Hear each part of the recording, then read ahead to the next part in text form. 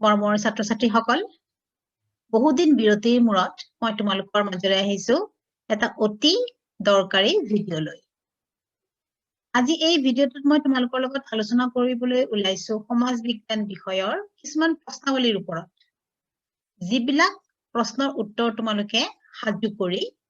এইবাৰৰ মেট্ৰিক পৰীক্ষাৰ মানে 2021 চনৰ মেট্ৰিক পৰীক্ষাৰ কাৰণে তোমালোকে সাজু হ'ব পাৰা আজি পিছে মই এই ভিডিঅ'টোত সমাজ বিজ্ঞান বিষয়ৰ ইতিহাস খণ্ডৰ ওপৰতহে কিছুমান প্ৰশ্নাৱলী তোমালোকক মই দিম আৰু এই প্ৰশ্নৰ উত্তৰবিলাক তোমালোকে সাজু কৰি ৰাখিবা যাতে তোমালোকে মেট্ৰিক পৰীক্ষাৰ কাৰণে অতি সুন্দৰকৈ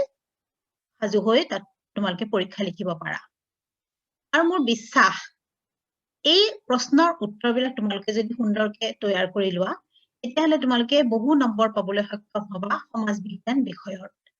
আৰু মোৰ বিশ্বাস তোমালোকে লেটাৰ মাৰ্কছ পাবলৈকে সক্ষম হ'বা আহাচোন বাৰু আজি এই ভিডিঅ'টোৰ দ্বাৰা 2021 বৰ্ষৰ মেট্ৰিক পৰীক্ষাৰ অতি দৰকাৰী কিছুমান প্ৰশ্নাৱলীৰ ওপৰত আমি আলোকপাত কৰোঁ আৰু আজি এই ভিডিঅ'টোত তোমালোকক মই ইতিহাস খণ্ডৰ কিছু সম্ভাৱ্য প্ৰশ্নাৱলী তোমালোকক দিম তোমালোকে জানা যে সমাজ বিজ্ঞান বিষয়ত তিনিটা ভাগ থাকে এটা ভাগ হৈছে ইতিহাস খণ্ড আৰু দ্বিতীয়টো ভাগ হৈছে ভূগোল খণ্ড আৰু তৃতীয়টো খণ্ডত ভাগত তোমালোকৰ কি থাকে অৰ্থনৈতিক বিজ্ঞান আৰু ৰাজনীতি বিজ্ঞান আৰু এই তিনিটা ভাগৰ পৰা নম্বৰ বেলেগ বেলেগ ধৰণৰ থাকে ইতিহাস খণ্ডত 35 নম্বৰ থাকে ঠিক তেনেকৈ ভূগোল খণ্ডতো 35 নম্বৰ থাকে আৰু তেনেকৈ মিলাই দিয়া হৈছে আৰু সমাজ বিজ্ঞান বিষয়ত তোমালোকৰ 90 নম্বৰ থাকিব আৰু 10 নম্বৰ ইন্টাৰনেট এছেছমেন্টৰ পৰা তোমালোকৰ নম্বৰ আহে গতিকে আহাচোন ছাত্ৰ-ছাত্ৰীসকল আজি এই ভিডিঅ'টোৰ যোগেদি তোমালোকৰ লগত মই কিছুমান অতি দৰকাৰী প্ৰশ্নাৱলী আলোচনা কৰোঁ ইয়াৰ আগতে তোমালোকৰ এইবাৰ 2021 বৰ্ষৰ মেট্ৰিক পৰীক্ষাৰ কাৰণে কিছু চেপ্টাৰ কমাই দিয়া হৈছে 30% কমাই দিয়া হৈছে আৰু সেই বিষয়ত মই আগতে তোমালোকৰ ভিডিঅ' এটা দিছিলো য'ত কিমানখিনি অংশ লাগিব সেই বিষয়ে মই আলোচনা কৰিছিলো তথাপিও আজি এই প্ৰশ্নাৱলীৰ লগতে তোমালোকৰ কি কি লাগিব সেইখিনি কথাও আলোচনা কৰো আৰু লগতে কি কৰিম তোমালোকৰ প্ৰশ্নাৱলী বিষয়বিলাকৰ বিষয়ে আলোচনা কৰিম এয়া হৈছে প্ৰথম অধ্যায়ত কি হ'ব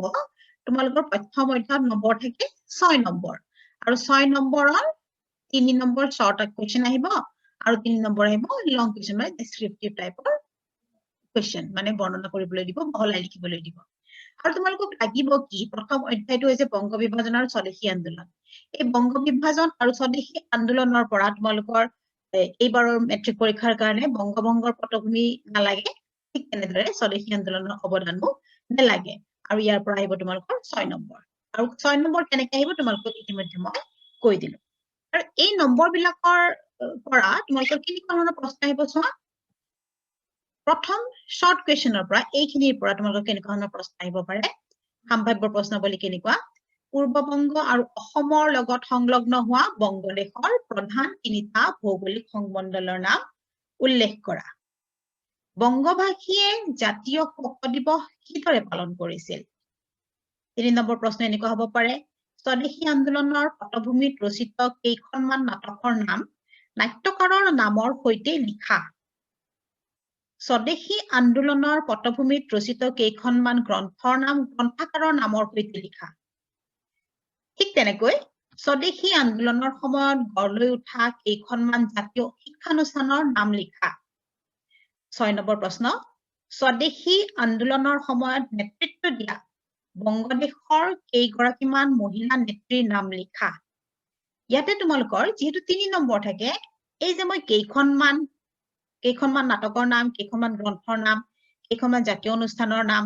ঠিক তেনেকৈ এইবিলাকত কেইখনমানৰ ঠাইত 3খনৰ নাম আহে সাধাৰণতে গতিকে তোমালোকে 3খনতকৈ কেইখনমান বেছিকৈ নাম মনত ৰাখি থবা যাতে তোমালোকে লিখিবলৈ সুবিধা হয় ঠিক তেনেদৰে বংগদেশৰ কেইগৰাকীমান পৰীক্ষাত এনেকৈ আহিব পাৰে বংগদেশৰ 3 গৰাকী মহিলা নেত্ৰীৰ নাম লিখা এনেকৈও আহিব পাৰে গতিকে ছাত্ৰ-ছাত্ৰীসকল এয়া হৈছে 6টা মই প্ৰশ্ন দিলো আৰু আছে প্ৰশ্ন তোমালোকে চাই লোৱা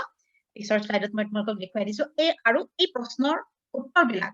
কিতাপত সুন্দৰকৈ আছে তোমালোকে এই প্ৰশ্নবিলাকৰ লগে লগে উত্তৰবিলাক লিখি নোটবিলাক তৈয়াৰ কৰি ল'বা এতিয়া আহা ডেসক্ৰিপটিভ টাইপ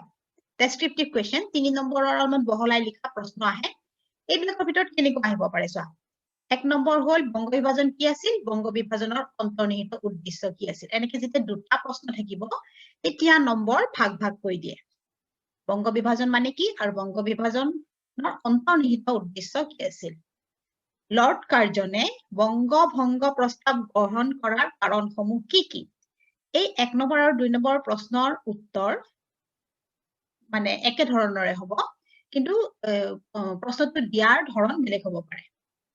গতিকে এনেকে তোমালোকে চাই লবা বেলেগ বেলেগ ধৰণকে প্ৰশ্নবিলাক আহে কিন্তু তোমালোকে প্ৰশ্নবিলাকৰ বুজি লবা প্ৰথমতে বুজি পেলাই তোমালোকে প্ৰশ্নৰ উত্তৰ লিখিবৰ কাৰণে আৰম্ভ কৰিবা 3 নম্বৰ প্ৰশ্ন লৰ্ড কাৰ্জনে ঘোষণা কৰা বংগভংগৰ 4 দফীয়া আঁচনিখনৰ দফাসমূহ কি কি 4টা দফা আছিল নহয় এই দফাবিলাকত কি কি আছিলে আঁচনিখনৰ দফাবিলাক লিখিবলৈ দিছে 4 নম্বৰত হল বংগভংগ আন্দোলনৰ প্ৰাথমিক কাৰ্যসূচীসমূহ কি আছিল 5 নম্বৰ বংগভংগ আন্দোলন কেতিয়াৰ পৰা স্বদেশী আন্দোলনলৈ পৰ্যবেক্ষিত হয় প্ৰথমতে এই আন্দোলন বংগভংগ আন্দোলন নামেৰে জনাজাত আছিল আৰু কিছু দিন পিছত এই আন্দোলন স্বদেশী আন্দোলনলৈ পৰ্যবেক্ষিত হয় যেতিয়া এই আন্দোলনটোৱে স্বদেশী ৰূপ লয় তেতিয়াৰ পৰা স্বদেশী আন্দোলনলৈ পৰ্যবেক্ষিত হয় মানে স্বদেশী আন্দোলন বুলি নামেৰে জনাজাত হয় এইবিলাক প্ৰশ্নৰ উত্তৰ তোমালোকে কিতাপত সুন্দৰকৈ লিখা আছে তোমালোকে চাবা 6 নম্বৰ প্ৰশ্ন স্বদেশী আন্দোলন দমন কৰাৰ উদ্দেশ্যে ব্ৰিটিছ চৰকাৰে কেনেকুৱা কাৰ্যসূচী গ্ৰহণ কৰিছিল 7 নম্বৰ স্বদেশী শিল্পৰ বিকাশত স্বদেশী আন্দোলনৰ ভূমিকা কি বা কেতিয়াবা এনেকে আহে স্বদেশী শিল্পৰ বিকাশত স্বদেশী আন্দোলনৰ অৰিহণা কি ঠিক তেনেদৰে শেষৰ প্ৰশ্ন স্বদেশী আন্দোলনৰ ফলাফলসমূহ লিখা আৰু এইকেইটা প্ৰশ্নৰ উত্তৰ প্ৰথম অধ্যায়ৰ পৰা তোমালোকে সাজু কৰিবা এতিয়া আহা দ্বিতীয় অধ্যায়টো হৈছে মহাত্মা গান্ধী আৰু ভাৰতৰ স্বাধীনতা সংগ্ৰাম আৰু এই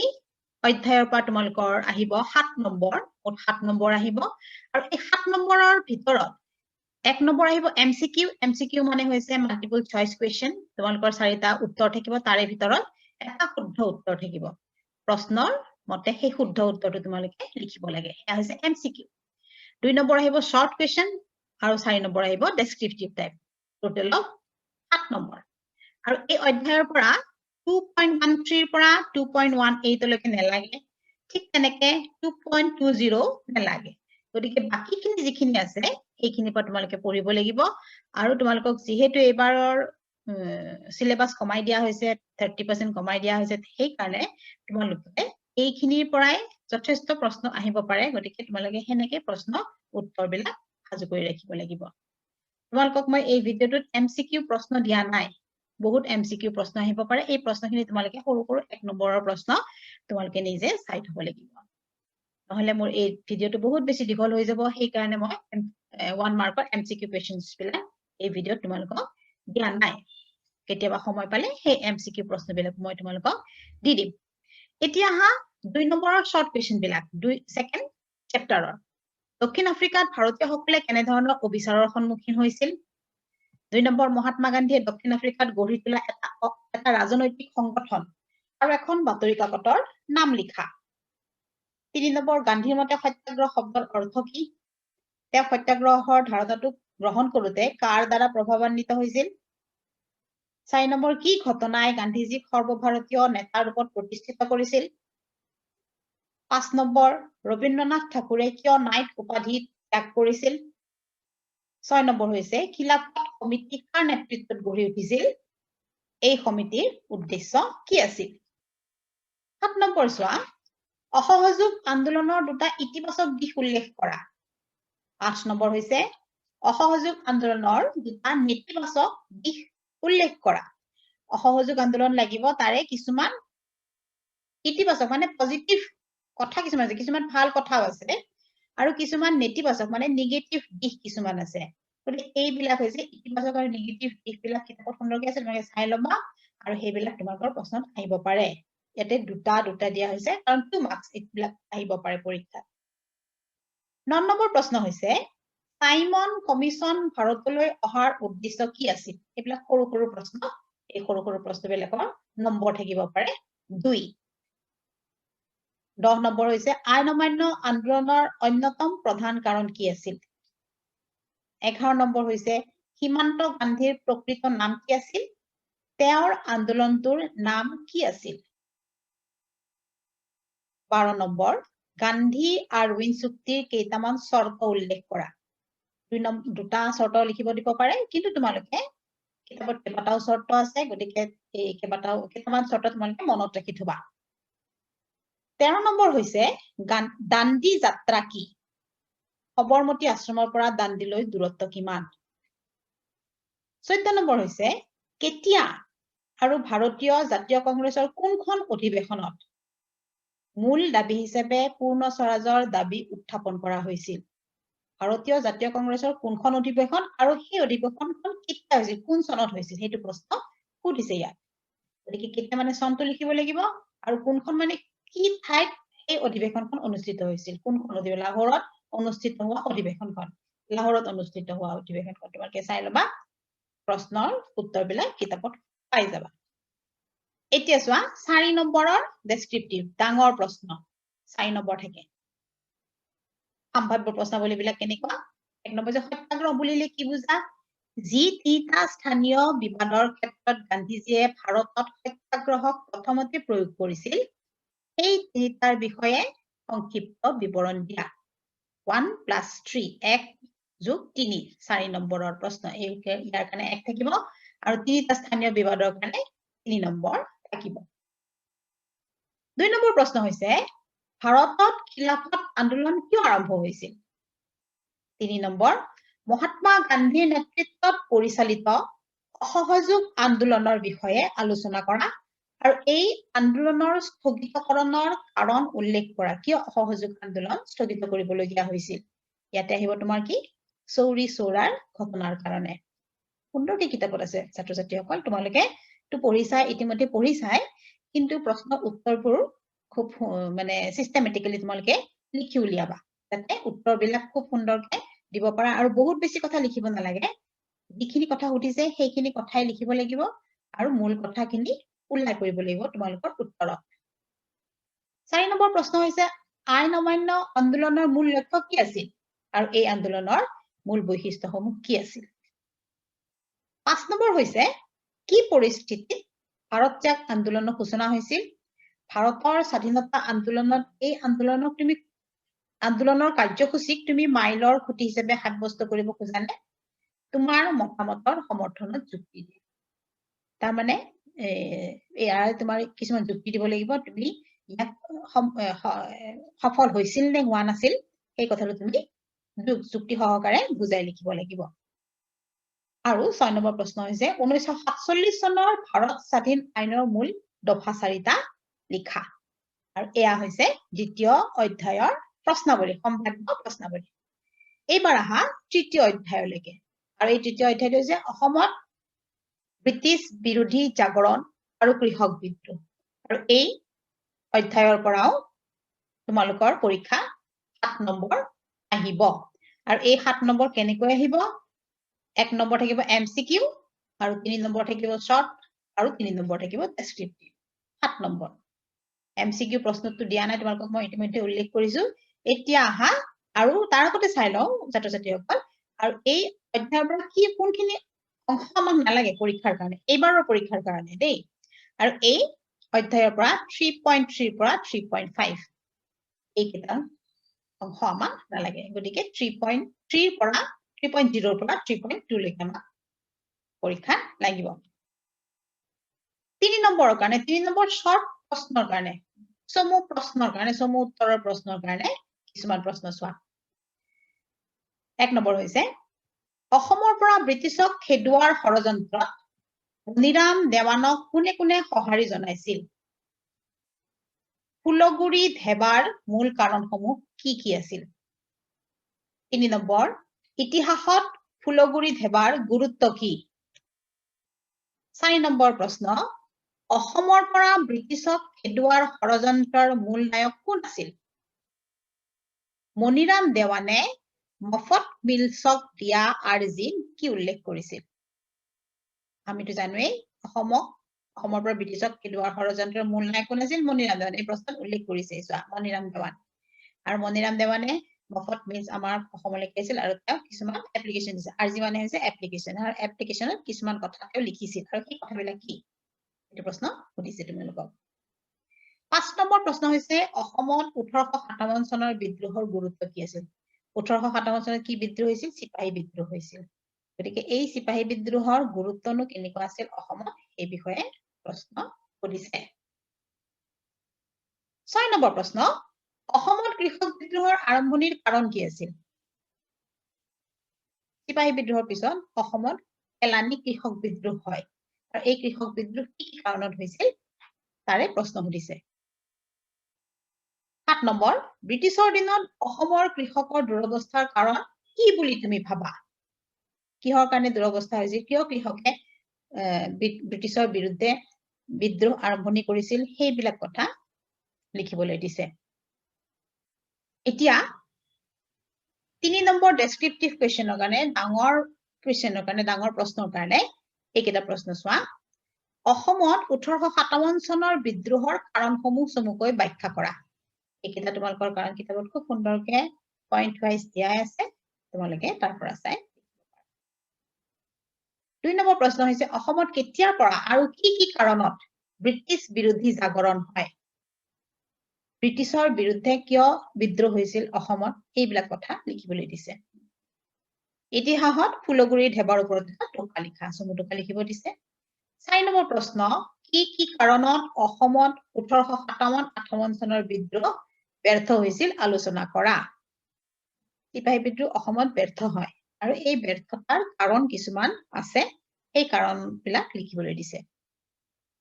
অসমত 1857 চনৰ বিদ্ৰোহত মণিৰাম দেৱানৰ ভূমিকা সম্পৰ্কে আলোচনা কৰা আৰু এই পাঁচটা হৈছে তৃতীয় অধ্যায়ৰ পৰা আহিব পৰা ডেসক্ৰিপটিভ বা বহলাই লিখা বা ডাঙৰ প্ৰশ্ন আৰু এইবিলাক তোমালোকে উত্তৰবিলাক ৰেডি কৰিবা এতিয়া আহা চতুৰ্থ অধ্যায়ৰ ওপৰত চতুৰ্থ অধ্যায়টো হৈছে ভাৰতৰ স্বাধীনতা আন্দোলন আৰু অসমৰ জাতীয় জাগৰণ এই অধ্যায়ৰ পৰা তোমালোকৰ পৰীক্ষাত আহিব 8 নম্বৰ 8 মাৰ্কস তাৰ এটা থাকিব 1 মাৰ্ক থাকিব এমসিকিউ 2 নম্বৰ শৰ্ট কোৱেশ্চনছ থাকিব চমু প্ৰশ্নৰ উত্তৰ থাকিব আৰু 5 নম্বৰ থাকিব ডেসক্ৰিপটিভ বহলাই লিখা প্ৰশ্ন ডাঙৰকৈ লিখা প্ৰশ্ন দীঘলীয়া প্ৰশ্ন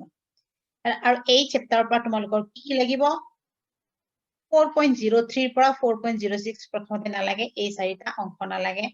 তাৰ পিছত 4.11 ৰ পৰা 4.13 এই তিনিটা অংক নালাগে অৰ্থাৎ আমাৰ ইয়াতে তিনিটা আৰু পিনে চাৰিটা সাতটা অংক আছে এই সাতটা অংকৰ পৰা তোমালোকৰ আহিব 8 নম্বৰ গতিকে এই 8 নম্বৰ পৰা আমি প্ৰশ্ন চাম আৰু ইয়াৰ পৰা ডেসক্ৰিপটিভ টাইপৰ প্ৰশ্ন আহিবই 5 নম্বৰৰ গতিকে চাই লোৱা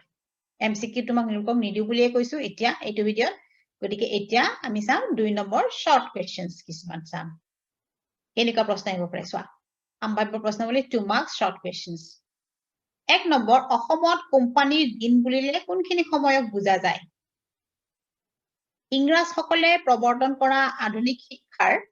ভাৰতীয় সমাজত ভূমিকা কি আছিল 3 নম্বৰ প্ৰশ্ন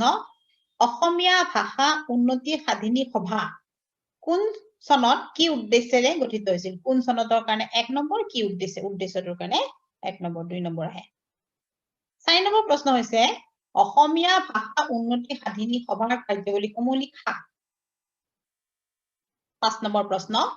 জোনাকী যুগ বুলিলে কোনটো সময়ক বুজা যায় আৰু এই যুগৰ উল্লেখযোগ্য জাতীয়তাবাদী উত্তৰণৰ চমু আভাস দিয়া 6 নম্বৰ প্ৰশ্ন হৈছে বংগভংগ আঁচনিত গঠন হোৱা নৱগঠিত প্ৰদেশখনে পূৰ্ববংগ আৰু অসম নামটো কিদৰে পাইছিল ঠিক তেনেদৰে 7 নম্বৰ প্ৰশ্ন হৈছে অসমত অসহযোগ আন্দোলনৰ উল্লেখযোগ্য প্ৰভাৱ দুটা লিখা অসহযোগ আন্দোলনৰ প্ৰভাৱ বা ফলাফল স্বাধীনতা আন্দোলনৰ সময়ত অসমত গঠন হোৱা দুটা সামাজিক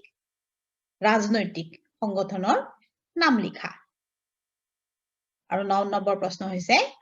আসাম এছ'চিয়েশ্যনৰ প্ৰথম অধিৱেশনত নিৰ্বাচিত হোৱা সভাপতি আৰু সম্পাদকৰ নাম লিখা এতিয়া চোৱা এই 5 নম্বৰৰ ডেসক্ৰিপটিভ লং কোৱেশ্চনছ বহলাই লিখা প্ৰশ্নৰ চাৰিটা প্ৰশ্ন দিয়া হৈছে এই প্ৰশ্নকেইটা তোমালোকে 5 নম্বৰৰ কাৰণে সাজু কৰিবা এক নম্বৰ হৈছে ব্ৰিটিছ শাসনাধীন অসমত আসাম এছ'চিয়েশ্যনৰ সমাজ সংস্কাৰৰ বাবে আগবঢ়োৱা অৱদান সম্পৰ্কে লিখা 2 নম্বৰ প্ৰশ্ন হৈছে অসম প্ৰদেশ কংগ্ৰেছ কমিটিৰ জন্ম আৰু মুখ্য ভূমিকা সম্পৰ্কে সংক্ষিপ্ত বিৱৰণ দিয়া কেনেকৈ অসম প্ৰদেশ কংগ্ৰেছ কমিটিৰ জন্ম হৈছিল আৰু অসম প্ৰদেশ কংগ্ৰেছ কমিটিৰ ভূমিকা কেনেকুৱা আছিল এতে লিখিবলৈ দিছে 3 নম্বৰ প্ৰশ্ন হৈছে স্বদেশী আন্দোলনত অসমৰ ভূমিকা সম্পৰ্কে সংক্ষিপ্ত বিৱৰণ দিয়া আৰু 4 নম্বৰ হৈছে অসহযোগ আন্দোলনে অসমত কেনেকৈ অগ্ৰগতি লাভ কৰিছিল মানে অসমৰ পৰিপ্ৰেক্ষিতত অসহযোগ আন্দোলনৰ বিষয়ে লিখিবলৈ দিছে আৰু তোমালোকৰ আইন অমান্য আন্দোলন আৰু ভাৰত ত্যাগ আন্দোলন অসমৰ পৰিপ্ৰেক্ষিতত তো তোমালোকৰ এইবাৰ পৰীক্ষাৰ কাৰণে বাদ দিয়া হৈছে এইবাৰ আহা পঞ্চম অধ্যায় অৰ্থাৎ শেষৰ অধ্যায়টো এই অধ্যায়ৰ নামটো হৈছে ভাৰত আৰু উত্তৰ পূৰ্বাঞ্চলৰ সাংস্কৃতিক ঐতিহ্য আৰু ইয়াৰ পৰা আহিব তোমালোকৰ 7 নম্বৰ আহিব আৰু এই 7 নম্বৰৰ কেনেকৈ ভাঙি ভাঙি দিছে 1 mark MCQ multiple choice question 2 mark short সমু উত্তৰৰ প্ৰশ্ন আৰু 4 নম্বৰ হৈছে বহলাই লিখা ডেসক্ৰিপটিভ প্ৰশ্নৰ থাকিব আৰু 7 নম্বৰ হৈছে মুঠ এই অধ্যায়ৰ পৰা তোমালোকৰ পৰীক্ষাত 5.01 ৰ পৰা 5.07 একেবাৰেই নেলাগে এইবাৰহে বাদ দিয়া হৈছে এই পৰীক্ষাত এইটো সনৰ পৰীক্ষাত এইখিনি কথা বাদ দিয়া হৈছে পৰীক্ষাত আহিব 5.08 ৰ পৰা 5.08 ৰ পৰা 5.15 তাৰমানে উত্তৰ পূৰ্বাঞ্চলৰ সাংস্কৃতিক ঐতিহ্যখিনিৰ কথা লাগিব অৰ্থাৎ ভাৰতৰ ঐতিহ্য সাংস্কৃতিক ঐতিহ্যখিনিৰ কথা নালাগে কিন্তু উত্তৰ পূৰ্বাঞ্চলৰ সাংস্কৃতিক ঐতিহ্যখিনিৰ কথা তোমালোকৰ পৰীক্ষাত আহিব আহাজন প্ৰশ্নবিলাক চাও MCQ দিয়া নাই প্ৰথমতে আহা 2 নম্বৰৰ সমু উত্তৰৰ প্ৰশ্ন অসমৰ প্ৰাচীন নাম দুটা কি আছিল 2 নম্বৰ হৈছে অসমীয়া ভাষাৰ আধুনিক ৰূপ এটো আধুনিক হ'ব লাগিছিল আধুনিক ৰূপটো কেতিয়াৰ পৰা বিকাশ হয় শ্ৰীমন্ত শংকৰদেৱে ৰচনা কৰা অংকীয়া নাট কেইখন মানৰ নাম লিখা আৰু আহিব পাৰে 4 নম্বৰ বৃন্দাবনী বস্ত্ৰৰ বিষয়ে চমুটুকা লিখা 5 নম্বৰ হ'ব পাৰে অসমীয়া সাহিত্যত গদ্য সাহিত্যৰ সূচনা কোনে কৰে 6 নম্বৰ প্ৰশ্ন হৈছে অসমীয়া ভাষাত ৰচনা কৰা কেইখনমান বুৰঞ্জীৰ নাম লিখা ইতিহাসৰ নাম লিখিব দিছে বুৰঞ্জী 7 নম্বৰ প্ৰশ্ন হৈছে ক্ষুদ্ৰাকাৰ চিত্ৰযুক্ত অসমৰ দুখন সাঁচিপতীয়া পুথিৰ নাম লিখা 8 নম্বৰ প্ৰশ্নত এনেকুৱা ধৰণৰ হ'ব পাৰে হস্তি বিদ্যানব গ্ৰন্থখনৰ চিত্ৰকৰ দুজনৰ নাম লিখা আৰু তোমালোকে জানা হস্তি বিদ্যানব কিতাপখন ৰচনা কৰিছিল সুকুমাৰ বৰপাইথে আৰু এই গ্ৰন্থখনত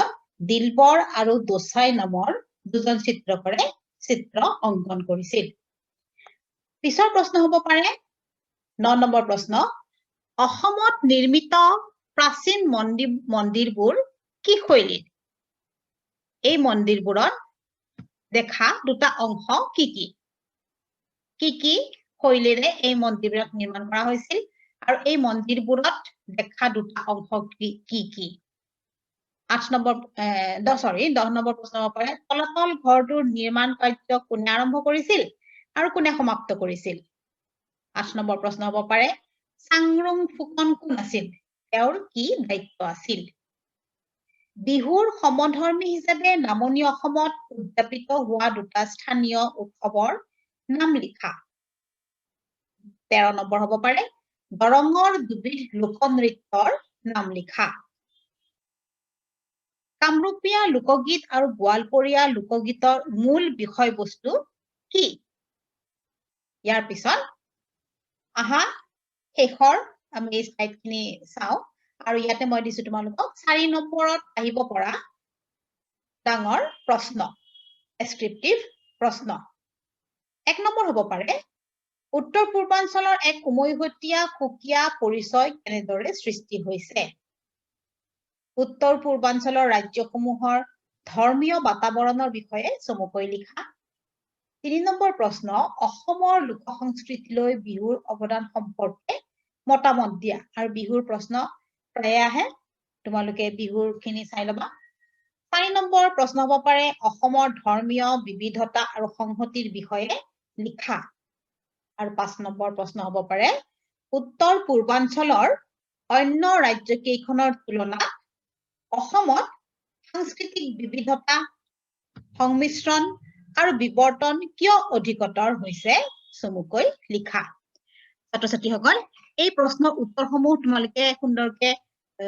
লিখি থোৱা নোট কৰি থবা আৰু চাবা এনেকুৱা ধৰণৰ প্ৰশ্নই তোমালোকৰ পৰীক্ষাত আহিছে আৰু তোমালোকে সুন্দৰকে লিখিবও সক্ষম হবা কাৰণ তোমালোকে ইতিমধ্যে প্ৰিপেয়াৰ কৰি থৈছাই গতিকে ছাত্ৰ ছাত্ৰীসকল আজিলৈ মই এই ভিডিঅটো ইমানতে শেষ কৰিম পিছত মই আন দুটা ভিডিঅ তোমালোকৰ মাজলৈ লৈ আহিম আৰু এই ভিডিঅ দুটাত থাকিব ভূগোলৰ প্ৰশ্ন আৰু আনটো ভিডিঅত থাকিব অৰ্থনীতি বিজ্ঞান আৰু ৰাজনীতি বিজ্ঞানৰ কিছুমান সম্ভাৱ্য প্ৰশ্নাৱলী যিবিলাক তোমালোকে এইবাৰৰ মেট্ৰিক পৰীক্ষাৰ কাৰণে সাজু কৰি থব পাৰা গতিকে ছাত্ৰ ছাত্ৰীসকল ভালদৰে পঢ়া শুনা কৰা পৰীক্ষালৈ বেছি দিন নাই তোমালোকে পৰীক্ষাত ভাল নম্বৰ পাবলৈ সক্ষম হ'ব আজিলৈ এৰিছো ধন্যবাদ